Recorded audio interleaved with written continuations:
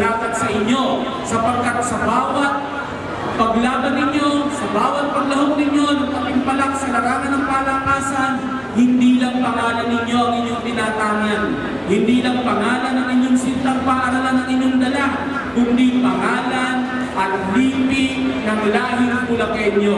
Kaya po tunay kayong pinagmamalaki ng ating mahal na punong lalawigan. Sa lahat ng mga players natin, sa lahat ng mga Bulakenyos, good luck sa inyong lahat. Walang madali sa buhay. Lahat kailangan paghirapan. Bago nyo nakuha yung mga medals ninyo, ang dami nyong oras, ang dami nyong sakripisyo, pero nanatili pa rin na ang Bulacan ang #1 sa lahat ng rehiyon.